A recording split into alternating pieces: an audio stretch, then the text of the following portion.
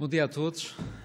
Em nome do Presidente da APDC, que não pode estar hoje aqui presente por se encontrar no estrangeiro, gostaria de dar as boas-vindas e agradecer a todos que vão participar em mais esta iniciativa da APDC. É a vossa presença, a vossa disponibilidade para participar em eventos como este que verdadeiramente dá sentido à nossa existência. Deixem-me aproveitar a sessão de abertura para transmitir um conjunto de ideias simples, que não são novidades, mas que me parecem importantes para entender o objetivo, o conteúdo e o formato desta conferência, que ainda há pouco estávamos ali a comentar noutra sala, que não é o formato habitual. Normalmente, quando se monta uma conferência deste tipo, por exemplo, à volta de redes de alta velocidade ou redes de nova geração, tipicamente a gente organiza por operadores fixos, operadores móveis, telecomunicações, depois os integradores de sistemas, as empresas dos equipamentos, ou seja, é organizado por blocos da cadeia de valor tipicamente. O que não vai ser o caso de hoje, por isso é um formato diferente. As ideias que eu gostaria de passar são genericamente 5 ideias. A primeira ideia é que o setor de telecomunicações em Portugal tem se desenvolvido a um ritmo frenético nos últimos anos, especialmente nos últimos 5 anos. A nível das redes de telecomunicações, a nível dos terminais e a nível das plataformas. Redes. Há 5 anos atrás, as redes fixas que tínhamos em Portugal eram basicamente duas tipologias de redes, como sabem, a rede de cobre ou rede telefónica, por assim dizer, e a rede de cabo. Eram redes em que tinham velocidades de internet máxima na casa dos 24 a 30 megabits por segundo. Hoje em dia estamos a falar de redes de fibra óptica e com o upgrade das redes de cabo para DOCSIS 3.0, estamos a falar de redes que têm velocidades máximas de internet de 400 megabits por segundo. Ou seja, genericamente, 15 a 20 vezes mais rápidas do que eram há 5 anos atrás. Do lado das redes móveis, assistimos basicamente ao mesmo panorama. Há 5 anos atrás tínhamos redes 3G, com velocidades máximas na casa dos 7 megabits. Hoje em dia temos redes 4G com velocidades máximas em torno dos 100 megabits. Por isso, redes muito, muito mais rápidas. Equipamentos. Equipamentos, eu ia pegar simplesmente pelo lado dos equipamentos móveis, os terminais móveis, porque para fazer um ponto que é um ponto óbvio. Os telemóveis que temos à data de hoje não têm nada a ver com os telemóveis que tínhamos há 5 anos atrás. E a mesma coisa se pode dizer dos tablets. Os tablets que temos hoje não têm nada a ver com os tablets que tínhamos há 5 anos atrás, porque há 5 anos não havia tablets, por isso não tem sequer comparação. Ou seja, estamos a falar máquinas, telemóveis, tablets, que são verdadeiros PCs, com um potencial multimédia que é impressionante. É impressionante e mesmo para as pessoas que vivem este setor e este negócio no dia-a-dia, se há 5 anos atrás tentássemos desenhar o que são os terminais móveis e os eventuais tablets que poderiam existir 5 anos depois, eu diria que era muito difícil descrevê-los com um nível de avanço e desenvolvimento que são os que temos hoje em dia no mercado. Plataformas. Plataformas, hoje em dia temos perante claramente plataformas que as palavras-chave são flexíveis, integradas e convergentes fixo-móvel. Isto são 3 chavões, mas se eu pegar num exemplo que é comum do nosso dia-a-dia, acho que todos nós percebemos. Plataformas de televisão paga. Há 5 anos atrás, as plataformas que tínhamos em Portugal eram basicamente plataformas em que tinham canais de televisão e muito pouco mais. Eram basicamente aquilo. E não é porque não se quisesse mais, era porque as plataformas gastaram, eram rígidas, não eram flexíveis em termos de desenvolvimento, por isso era o que havia. Hoje, quando nós olhamos para as plataformas de televisão, o que nós vemos são plataformas que, para além dos canais de televisão, têm um conjunto de funcionalidades avançadas que são impressionantes, desde gravação, live pause, time shift, restart TV, ou seja, catch-up TV, videoclube, aplicações interativas ligadas à internet, ou seja, redes sociais dentro da televisão, ou seja, é um mundo que se desenvolveu de uma forma extraordinária. Cá está o componente de flexibilidade, desenvolvimento e de integração. E são plataformas que a televisão hoje em dia não se cinge simplesmente ao televisor. A televisão claramente saiu para fora do televisor e está multi-device, está em todos os ecrãs. PCs, telemóveis, passando pelos tablets. Ou seja, cá está um ecossistema que é um ecossistema convergente, fixo-móvel e quase agnóstico se o aparelho é um aparelho fixo, neste caso um televisor, ou se é um aparelho móvel. E este ecossistema vive ligado todo ele de uma forma harmoniosa. Por exemplo, hoje em dia, se nós alugarmos um filme de videoclube numa box, ele está disponível em todos os devices móveis. Ele está disponível no PC, ele está disponível no tablet, ele está disponível no telemóvel. Por isso, estes devices é um ecossistema que está todo ele interligado e uma instrução num device significa que ele inabiliza essa instrução e esse conteúdo nos outros devices. A segunda mensagem que eu gostaria de passar é que Portugal está na linha da frente. E digo isto não para ser simpático ou não para vangloriar aqui o setor português, mas porque acredito piamente que Portugal, nas telecomunicações, claramente está na linha da frente, está entre os países mais desenvolvidos do mundo. E, mais uma vez, pegando em dois exemplos muito simples. Redes. Redes fixas, temos rede de fibra óptica hoje em dia em Portugal, em que tem uma percentagem de cobertura de casas, ou seja, casas passadas com rede de fibra óptica, em que Portugal figura entre os países com maior taxa de cobertura a nível mundial. 4G. Licenças foram atribuídas há cerca de 3, 4 meses atrás. À data de hoje, já temos operadores de telecomunicações com uma cobertura superior a 80% da população. Não estamos a falar final do ano, nem agosto, nem próximo ano. À data de hoje, 4G, já há operadores a trabalhar com uma taxa de cobertura da população portuguesa superior a 80%. Se sairmos deste pequeno retângulo e formos pela Espanha, França e por aí fora, pela esta Europa fora, vai ser muito difícil encontrar outros casos similares ao caso português, em que já tenham taxas de cobertura de 4G da população superiores a 80%. Por isso, redes fixas e redes móveis, não há dúvida, estamos na linha da frente. Plataformas, eu pegava aqui o exemplo que falei há pouco da televisão, para, em termos de continuidade, é mais simples explicar. Basicamente, hoje em dia, no mercado português, existem duas plataformas predominantes. No IPTV é o Media Room, da Microsoft, e no cabo é a plataforma do NDS, o sistema de última geração, que é o chamado sistema Snowflake. O Media Room, do lado do IPTV, é considerado, em termos de equilíbrio, em termos de robustez e flexibilidade de desenvolvimento, dos sistemas mais avançados do mundo, se não o melhor sistema do mundo à data de hoje. Dentro deste sistema, há um conjunto de operadores que utilizam este sistema a nível mundial. Para além de operadores portugueses, temos operadores que operam em mercados bastante sofisticados e muito competitivos, com clientes muito exigentes, como Swisscom, Deutsche Telekom, Singtel, Singapura, que é dos mercados mais avançados do mundo. Nos Estados Unidos também há. Ou seja, há um conjunto de operadores a nível mundial que operam com o Media Room. 6 em 6 meses é feita uma reunião que é patrocinada pela Microsoft, em que todos os operadores vão lá e, na prática, mostram qual é o estado da arte do seu sistema. Porque cada um dos operadores, em cima do Media Room, faz desenvolvimentos em cima desta plataforma. Cá está, porque é uma plataforma flexível. O que se verifica é que os operadores portugueses, no Media Room, hoje em dia são uma referência a nível internacional. Ou seja, temos a Singtel a vir a Portugal ver a nossa plataforma em mais detalhe.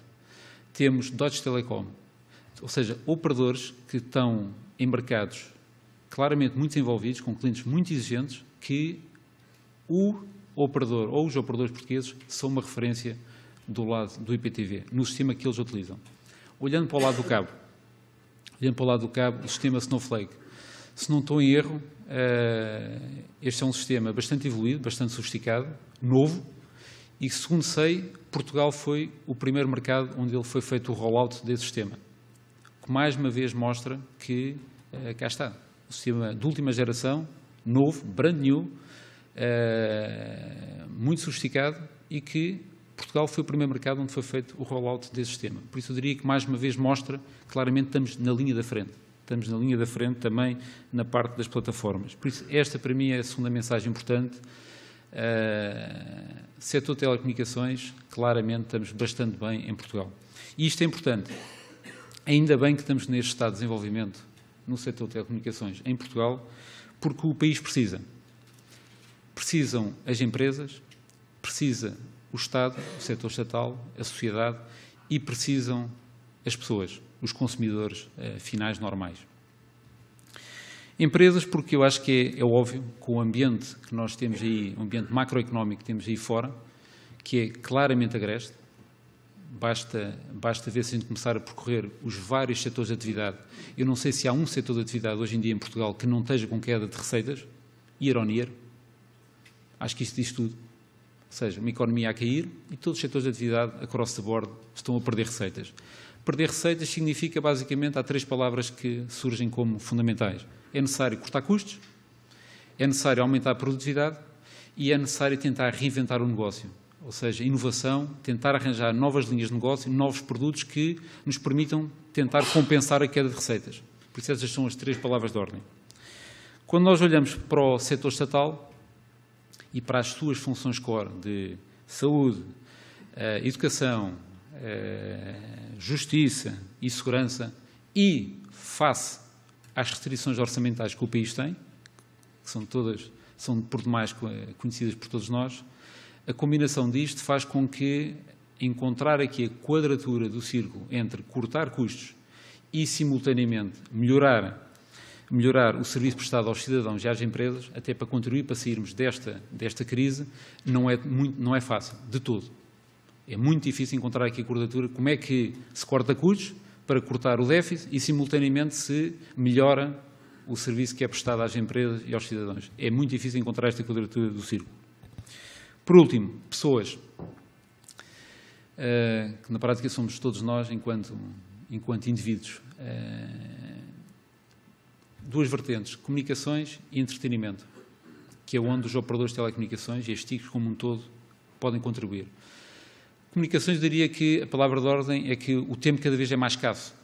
O tempo é cada vez mais escasso e significa que as pessoas cada vez têm que utilizar melhor o seu tempo, têm de ter serviços e soluções de comunicações cada vez melhores. Por outras palavras, as pessoas têm que se tornar cada vez mais digitais. E isso é o que está a acontecer. As pessoas cada vez são mais digitais. Há 5 anos atrás éramos capazes de viver sem um telemóvel. Há 10 anos atrás nem era uma questão. Hoje em dia é impossível viver sem um telemóvel. Por isso, há aqui uma necessidade associada a uma vida cada vez mais congestionada em termos de falta de tempo, é a necessidade, de facto, de nós termos cada vez ser mais digitais. Do lado do entretenimento, eu diria que basta olhar para o ambiente que temos aí fora, combinado com os noticiários todos os dias, com notícias negativas, pessimismo, más notícias, queda disto, desemprego e por aí fora, que há aqui uma tendência para se criar aqui um sentimento depressivo ou pessimista na sociedade. Daí que entretenimento é uma peça fundamental e que as telecomunicações, os operadores como um todo, têm claramente uma palavra a dizer aqui em termos de darem boas soluções de entretenimento e soluções de entretenimento baratas. Mais uma vez, pegando no exemplo da televisão que eu falei há pouco, atrás, hoje em dia é possível nós irmos ao cinema, e que todos nós sabemos quanto é que custa um bilhete de cinema, o quanto é que custa levar uma família, um casal mais 2 crianças ao cinema, versus em casa alugar um filme blockbuster que estreou nos cinemas há cerca de 3 a 6 meses por 2,5€ ou 3,5€ e na prática ter um filme excelente para ver em casa. Ou seja, cá está uma boa solução de entretenimento e muito mais affordable do que ir a um cinema.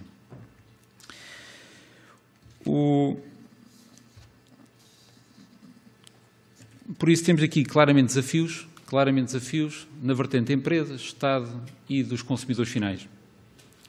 A resposta a estas necessidades, que são necessidades difíceis, como eu mencionei há pouco, algumas delas temos aqui, fazer a quadratura do círculo é muito complicado, passa cada vez mais por ter soluções abrangentes e integradas e que vão muito para além das soluções tradicionais que nós tínhamos nas telecomunicações de oferecer serviços de voz e internet. Vão muito para além disso. Deixem-nos dar o exemplo de um setor que é um setor hoje em dia fustigado, claramente debaixo de pressão, que é o setor da restauração.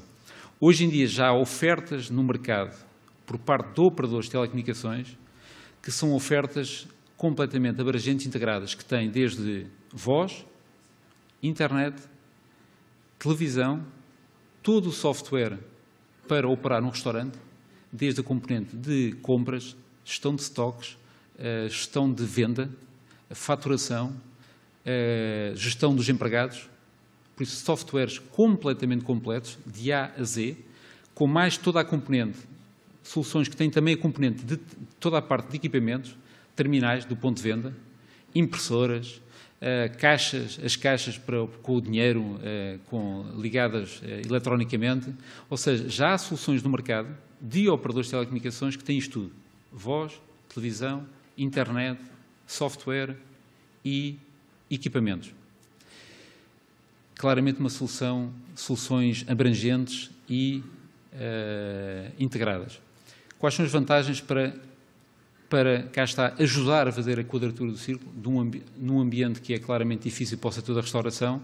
É que são soluções que permitem minimizar brutalmente o investimento que um restaurante tem que fazer para abrir, reduz brutalmente o investimento à cabeça, tem custos extraordinariamente competitivos versus a solução tradicional de comprar isto à peça,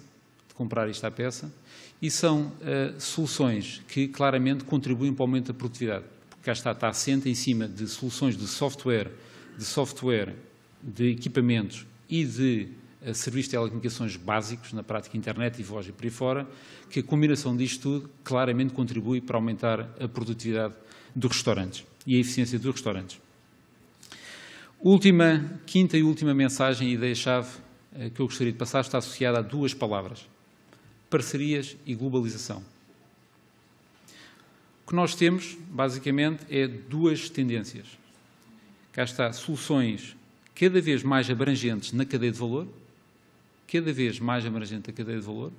e daí cá está, em termos de formato, não faz sentido fazer aqui um congresso, uma conferência à volta de rede fixa, redes móveis, operadores de sistemas de informação e por aí fora, mas temos ofertas que cá está cada vez mais abrangentes e nota-se também uma especialização crescente em cada uma dos layers da cadeia de valor.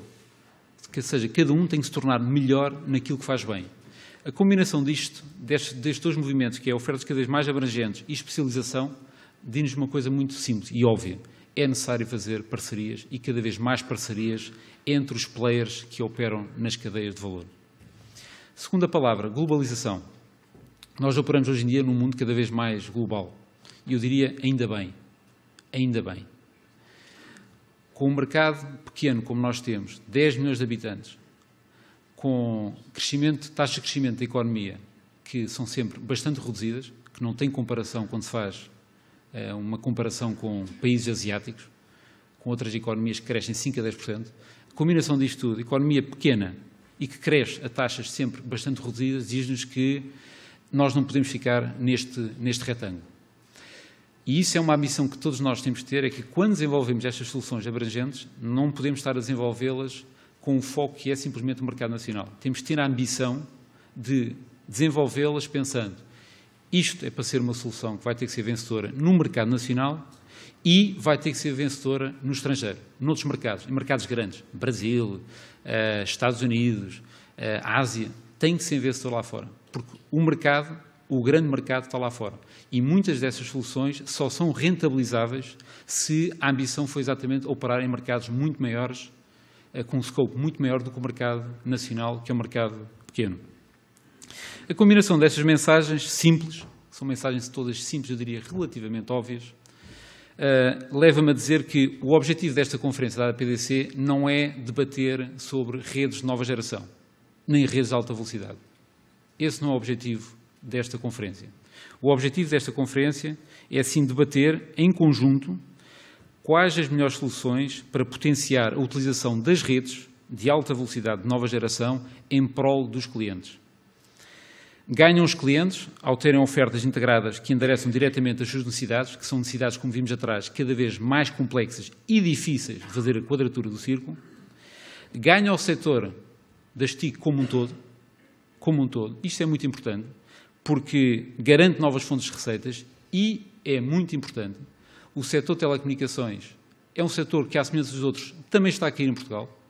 O setor de telecomunicações está aqui na ordem dos 5% das receitas, por isso tem que encontrar, cá está, tem que se reinventar e encontrar novas fontes de receita, à semelhança dos outros setores, e ganha ao país ao garantir mais produtividade, mais eficiência e mais inovação. Em suma, um desenvolvimento mais sustentado. A conferência está dividida nas 4 vertentes essenciais em que as TIC impactam a nossa vida: Live, Learn, Work e Home. Cá está, uma organização diferente, claramente, um formato diferente, claramente, do tradicional, em todos eles temos, cá está, operadores de telecomunicações, sistemas de informação, integradores de sistemas e clientes. Esse foi o formato, a ambição desta conferência, e organizar, cá está, por temática, e meter todos os players da cadeia de valor, incluindo os clientes, em cada uma das sessões. E esperamos, com esta iniciativa, dar mais um importante contributo para o desenvolvimento da nossa indústria. Por último, agradeço aos patrocinadores anuais da APDC e à Zone, que é o patrocinador específico deste evento, o continuar a acreditar e a apoiar as iniciativas da APDC. Uma vez mais, muito obrigado pela vossa presença. Vamos dar de início de imediato à primeira sessão desta conferência, que é sobre o tema Live, e passo a palavra ao orador, que vai ser o Dr. Manuel Lourenço Hernandes, da Ericsson. Muito obrigado. Bom dia.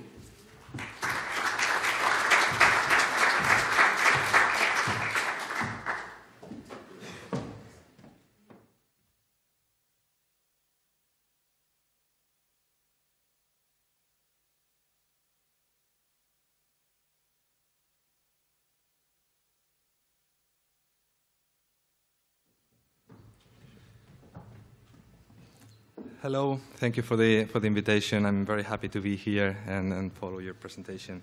I'll be trying to show some insights on the challenge of building the network society, to build smart cities for the network society, the concept that we are pushing from Ericsson, but this is a reality happening worldwide. It will be rather focused on the connection, the convergence, the double impact between ICT and urbanization processes and the changes in the cities. And I think we can start with a simple fact. It's all about numbers. Numbers are a little bit boring sometimes, but they tell many truths. The first thing is that if we look back at the beginning of last century, there were only 16 cities with 1 million or more people. In 2010, there were 442 cities with 1 million people or more. This is a dramatic change that is continuing. Actually, it's exponentially happening right now. As we speak, there are more and more people getting into cities. It's an unstoppable trend. Every month, there's 5 million people living in cities. It's like, altogether, it's like a new Miami. It's simply amazing what is happening. And the development and the growth, economical growth is really happening in the cities. It's heavily concentrating in cities. So the world is going urban, and cities need to become smarter. It's really a big challenge to address.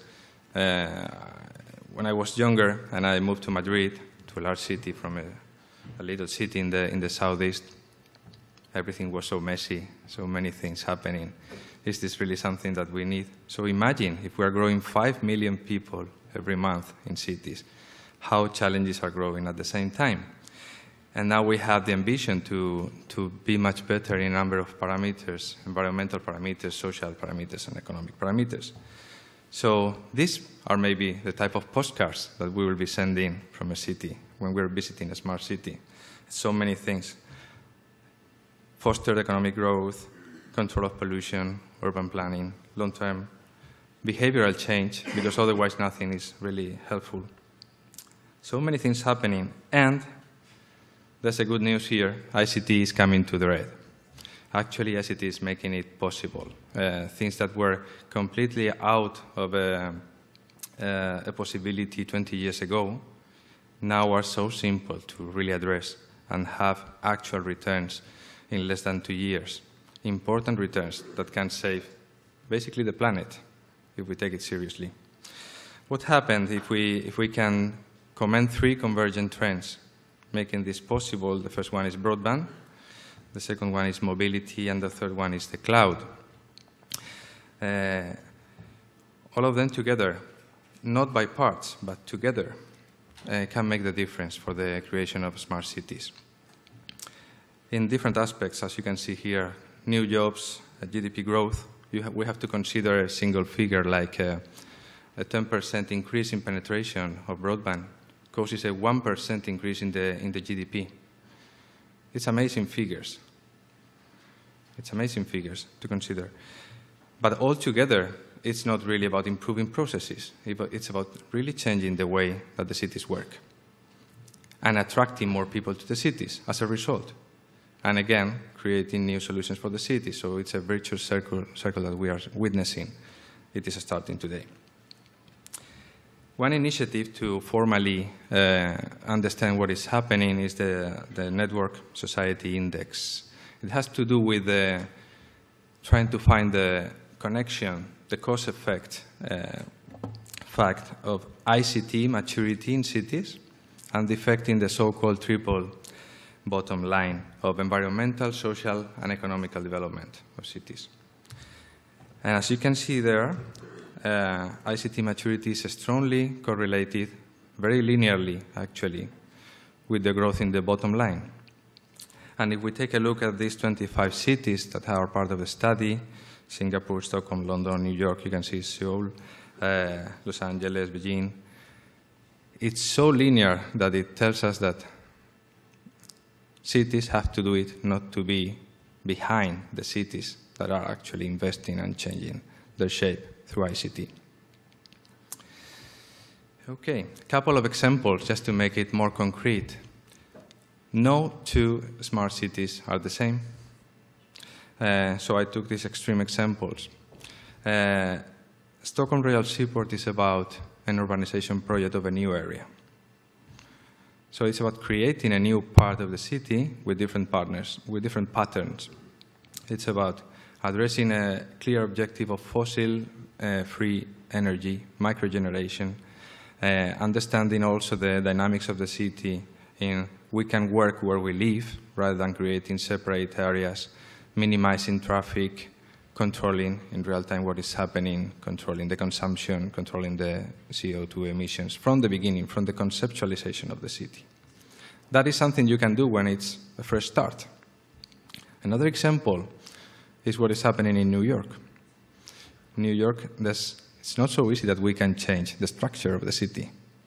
But what we can change is the new structure, the new infrastructure of ICT to create new benefits for the citizens. So, for example, just by the deployment of wireless meters for water consumption, just for doing that, for creating real-time awareness of what is happening, what is being consumed, not only where the leaks are.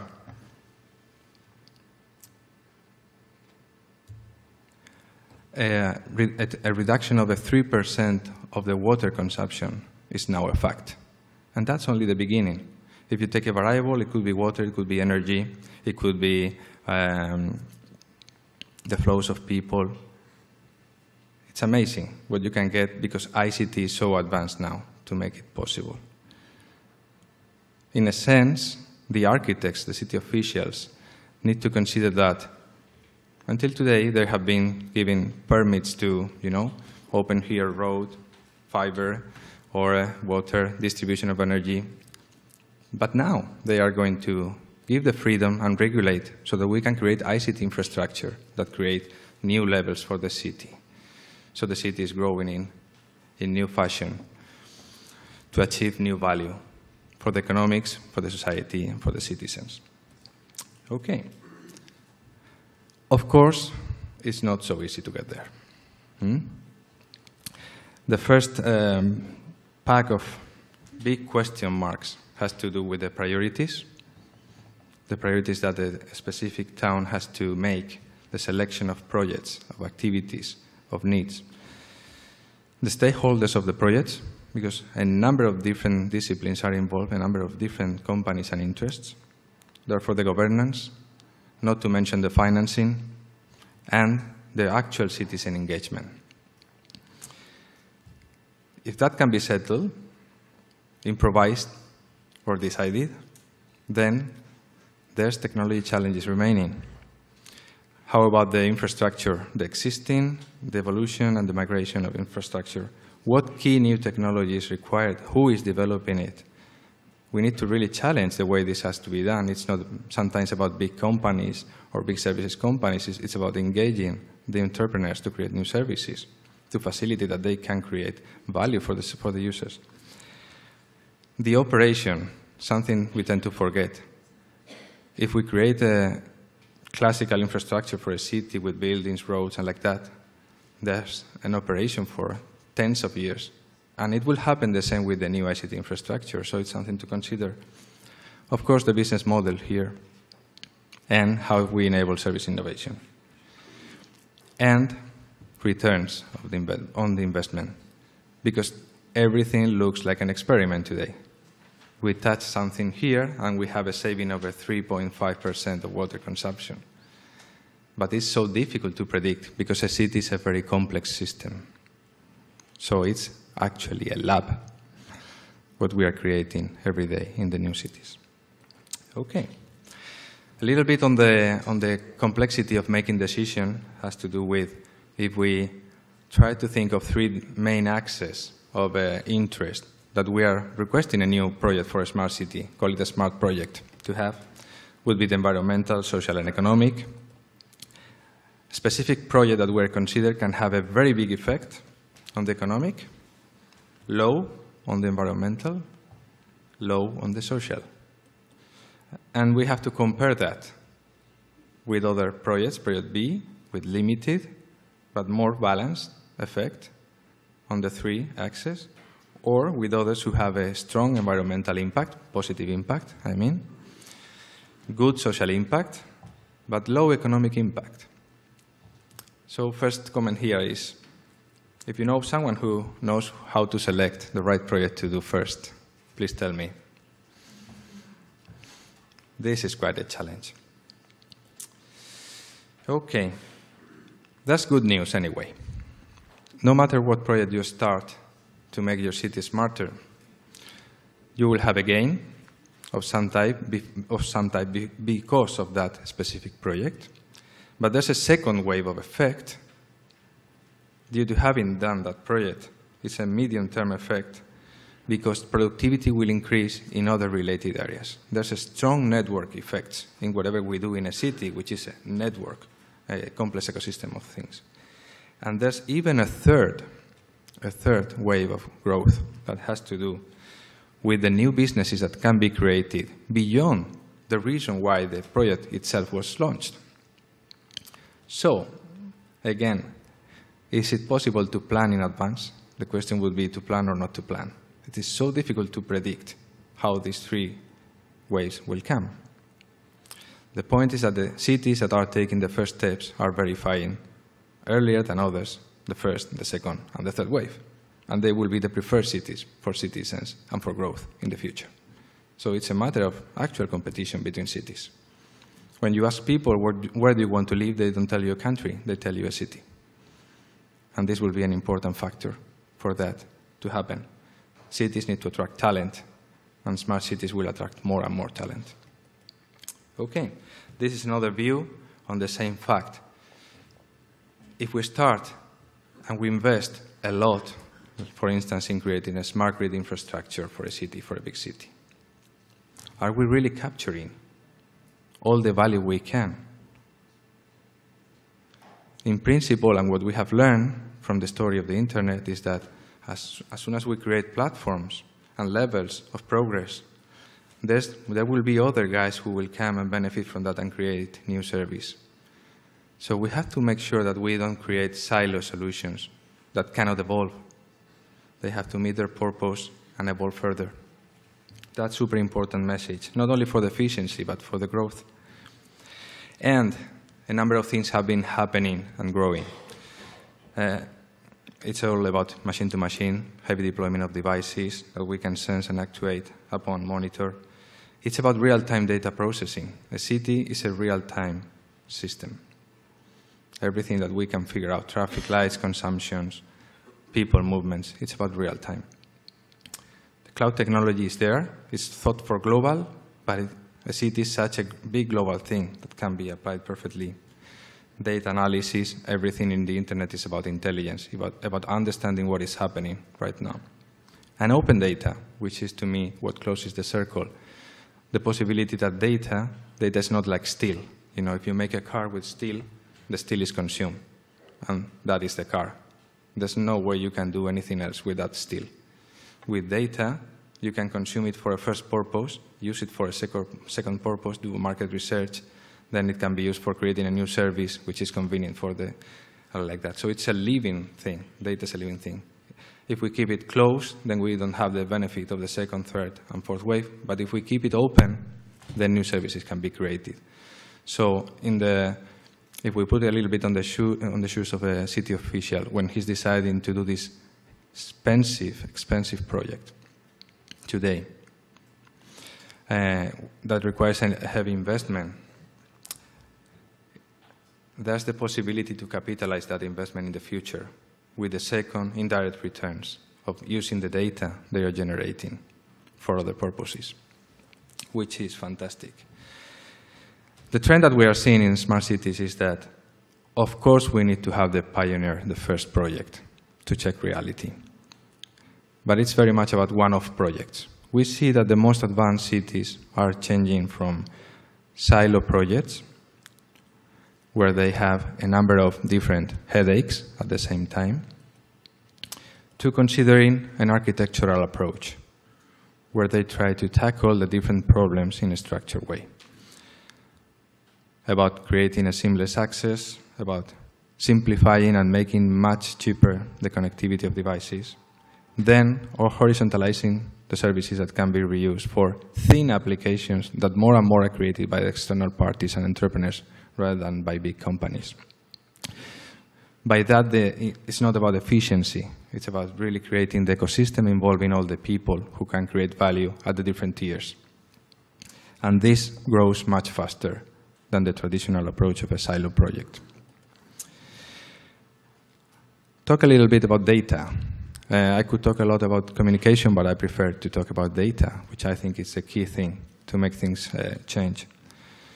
The three classical axes of volume, variety, and velocity, and actually the scales we use, teras, zetas, also considering structured and non-structured data, offline processes and real-time processes. So there's a bunch of technologies having been developed in good labs and in good systems for a number of years, applied for business applications. None of those technologies by itself can do everything, can manage all types of volume, all type of variety, all type of velocity. But in combination, you can create solutions that basically can convert a city into a real-time system, self-aware system, where you can create applications on top for the benefit of the users, of the citizens. So at this scale, so far, ICT has been focused to a customer, a business, a vertical, a domain. In here, we're talking about involving everything around the city and millions of people, millions of devices creating information all the time for the city that we need to capitalize so that we can reduce consumption of energy, we can minimize transport problems, and so on, and so on, and so on. This is going to be a fire test for this type of technologies. But we have an important development over time to leverage upon. Okay? Just to mention a not so futuristic example of what we can do. If we have this number of different roles, and we have them today, companies deploying devices who are all the time emitting data. We have companies who want to innovate on this. We have fantastic distribution channels due to the app stores and all these initiatives that make things so close to people. And end users, a lot of end users. Today there's Actually, last year there were 1 billion mobile broadband subscribers in the world. And the concentration in the cities is amazing. Okay? So if we manage to have a platform for brokering that data, it is not only that they can connect to each other, which is cool, it is that it would be possible that the data owners can monetize on the data they are creating with their systems. This is an unexpected and favorable effect, because then it's like minimizing the risk of the initial investment in the deployment of sensors and actuators. When data is aggregated from different sources, the value, the knowledge that is created is much bigger than the knowledge that you can create from analyzing the same type of data. So this can happen at intelligent applications at an affordable cost. You know, this is not really the science fiction world or the, the Skynet world.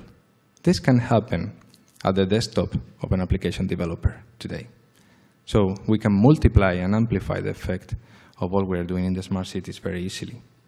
All in all, what we are changing is the definition of city success. If altogether people, businesses, public sphere, technology progress, the city will progress. And there's 6 basically takeaways from what I'm saying that I put forward for the panel. First of all, it's about awareness, knowing about the potential impact, the real impact today of ICT. Second one is the need to simplify and integrate access technologies. We need to abstract that technology to developers. By definition, it's about ecosystems of cross-industry. So this is not the classical telecom world, or this is not the classical IT world anymore. We are managing a lot of information, sensible information for users. But that's the way we should do it, because context awareness is what changes things in the behavior of people. But we have to do it carefully. That's important. And regulation from the city officials will be important here as well. Open data, I think, is an unstoppable trend. And there has to be the right incentives for changing behaviors, because otherwise we'll keep doing the same, no matter how many wealthy applications we can have. That's basically what I wanted to put on the table. There's plenty of good references. I mentioned here a couple of studies from Ericsson, also a fantastic study sponsored by Accenture, Arup, and other companies. And I hope you found it interesting. Thank you.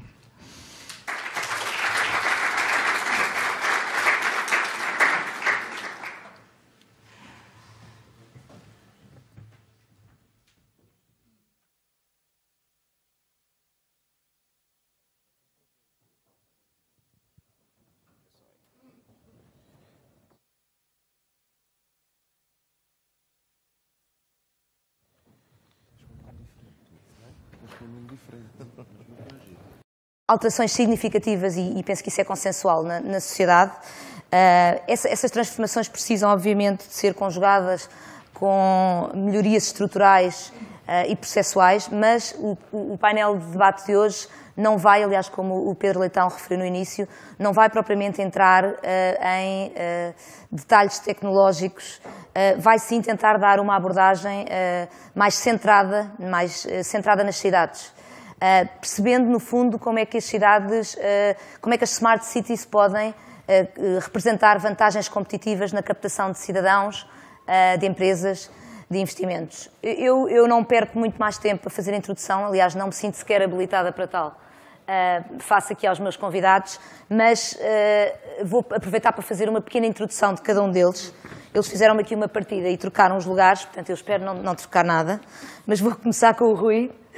O Rui Diniz, que está à minha esquerda, é administrador executivo da José de Mel Saúde desde abril de 2010 e administrador não executivo da Brisa desde abril de 2010.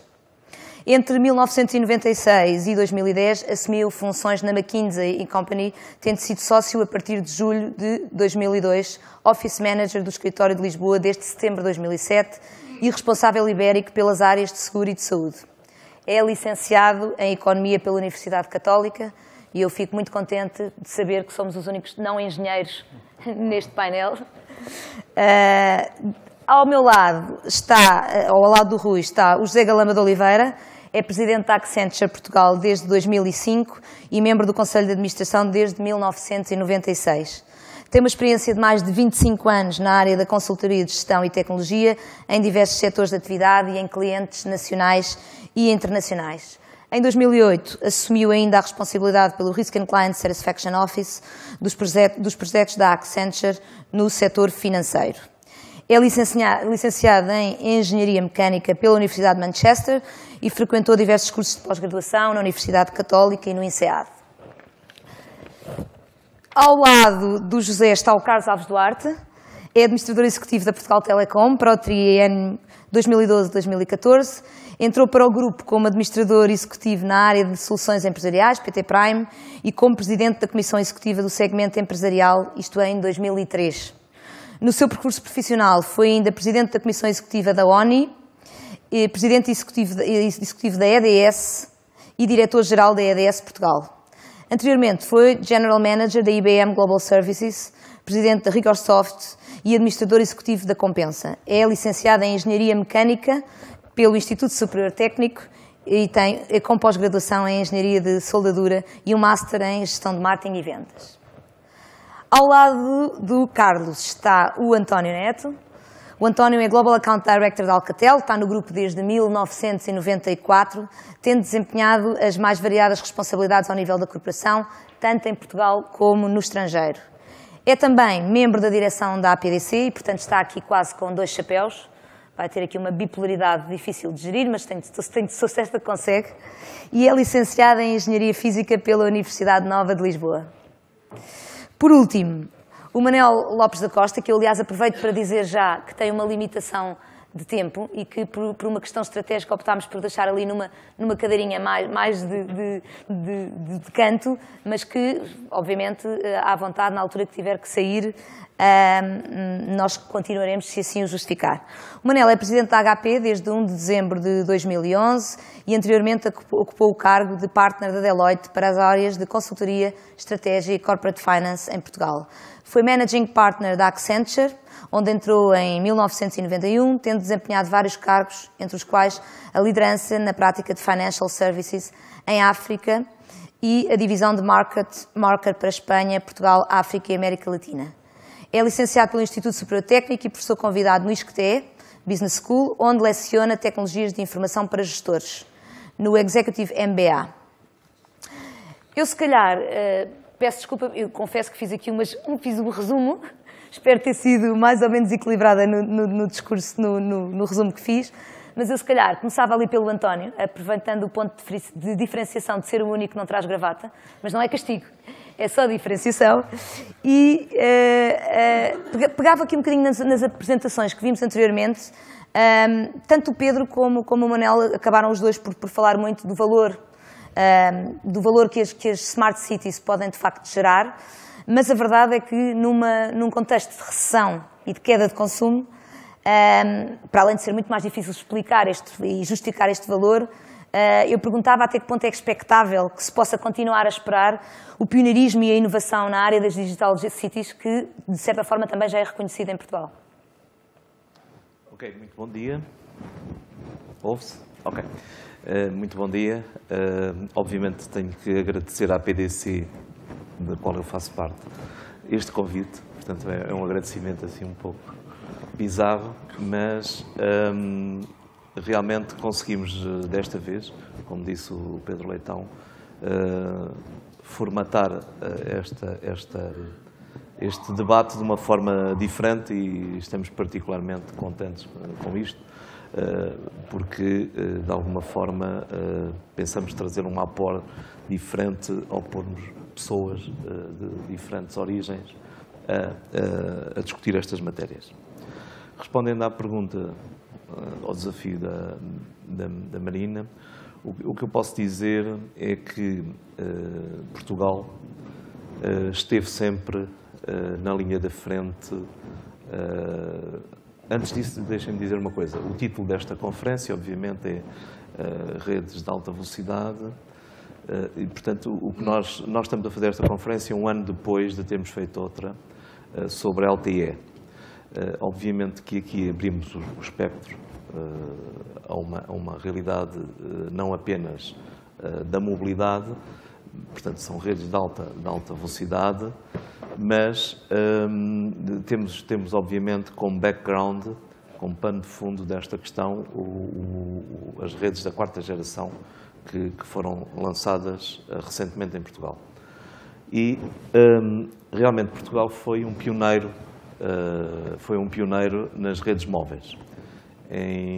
Há cerca de 20 anos, Portugal foi o segundo país do mundo a lançar o GSM, depois da Alemanha. E também as primeiras chamadas há cerca de 10, 12 anos, ou seja, 10 anos depois da introdução do GSM, as primeiras chamadas na terceira geração, no MTS, também foram feitas em Portugal. As primeiras chamadas comerciais. Não vale a pena dizer em que redes é que foram, mas normalmente os operadores portugueses, os 3 operadores portugueses, há 20 anos apenas 2, mas estiveram sempre na linha da frente. E, como agora foi dito, na quarta geração estamos exatamente na mesma situação. Portanto, quarta geração de serviço comercial na Europa, que eu saiba, só existe também em 2 países. O que, de alguma forma, demonstra este pioneirismo que sempre tivemos neste setor particular das TIs, das TICs, mas que põe-nos sempre numa posição de vanguarda. Na apresentação do Manuel Lourenço, ele fala em 3 aspectos muito importantes. O broadband, a mobilidade e o cloud. E realmente a quarta geração é um pouco estas 3 coisas. A quarta geração é um pouco estas 3 coisas. É banda larga, larguíssima, é mobilidade, digamos, ao extremo, e é cloud. Porquê cloud? Porque sem o recurso às plataformas e às aplicações que estarão na cloud, não fará sentido haver quarta geração. Portanto, eu penso que Portugal tem todas as condições de manter, de alguma forma, este pioneirismo e estar no front-edge destas tecnologias.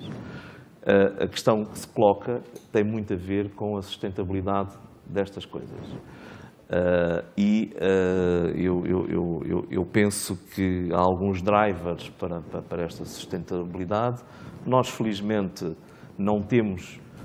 infelizmente, não temos uma grande tradição de mutualização de coisas em Portugal, mas temos bons exemplos também dessa mutualização. Obviamente é um exemplo clássico a história do multibanco. Nós, como sabem, temos serviços avançados de banking há muito tempo, com a questão do multibanco, e isso teve um pouco a ver com a mutualização dos bancos estarem todos de acordo e fazerem uma plataforma única.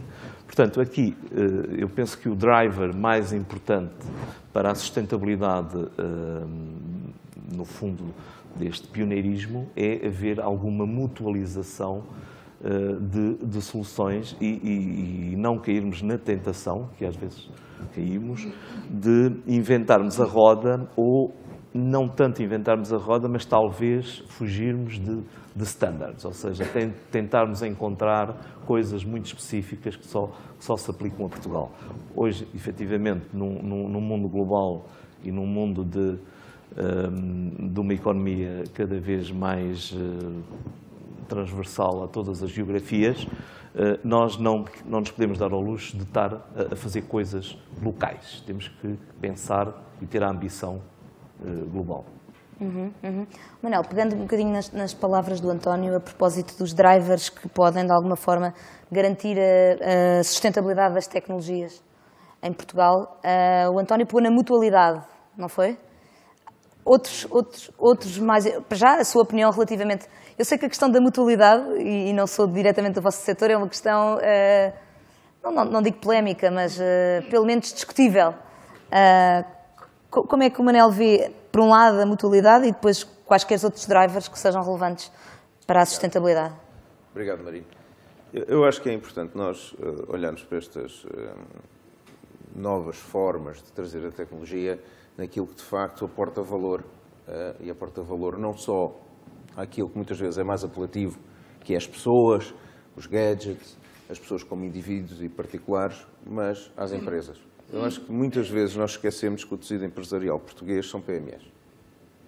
E eu, olhando para os donos das PMEs, eles dizem, bom, houve ali uns senhores, voltaram a falar sobre a quarta geração, sobre a tecnologia, sobre os operadores, ou a mutualidade, e como é que isto tudo se interage, e o que é que isso é para mim?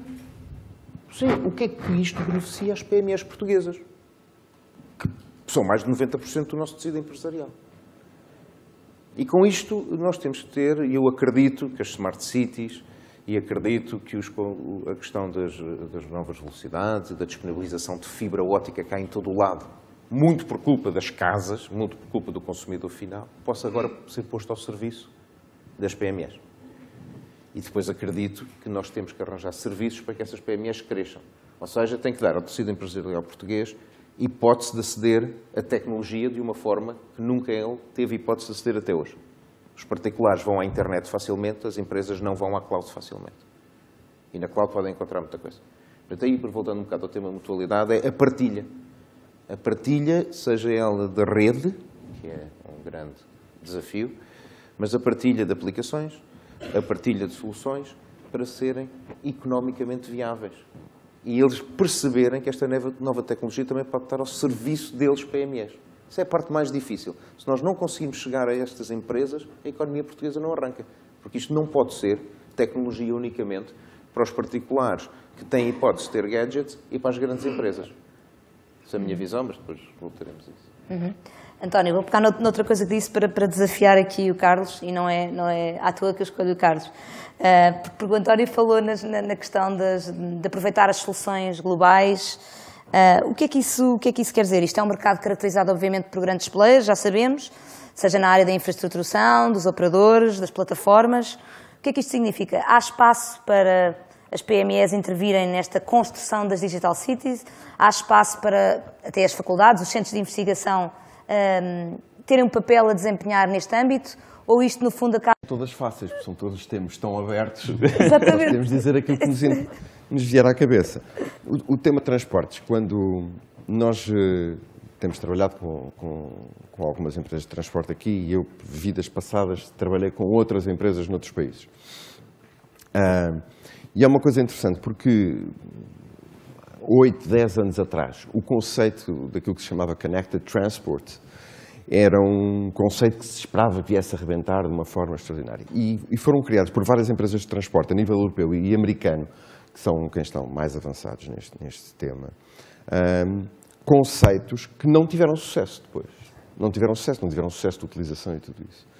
E há cerca de 2 anos, penso que há 2 anos, houve um estudo feito a nível dos Estados Unidos sobre o que é que realmente os utilizadores de transportes públicos queriam do transporte público. E a realidade é que aquilo que as pessoas, mais de 2/3 das pessoas, aquilo que pedem é saber a que horas é que chega ao transporte e onde é que ele anda. É quando chega e quando vai. E, portanto, todo aquele conceito de entertainment no transporte urbano, estamos a falar em termos urbanos, sim. De entertainment no transporte, de acesso à net e tudo isso, não era realmente requerido pelas pessoas. E isto dos transportes estende-se a outras coisas. Muitas vezes nós, tecnólogos, e ao fim e ao cabo, este universo que temos aqui são muito tecnológicos, já são aqui do Rui que disse logo que não era tecnólogo. Nós temos a tendência para over-engineer. Ou seja, inventamos umas coisas que depois, na realidade, não é bem aquilo que o comum da população pede. E, portanto, no desenvolvimento sustentado e naquilo que criamos para as Smart Cities e nos transportes não é diferente, aquilo que se tem que fazer é ver realmente aquilo que pode melhorar a eficiência, melhorar a qualidade de vida das pessoas, melhor utilização dos recursos. E os transportes é um pouco isso. É esta história que parece mais simples. Nós ainda hoje, e são poucas as cidades, que têm um sistema integrado de transportes em que se saiba em qualquer ponto onde é que está qualquer meio de transporte.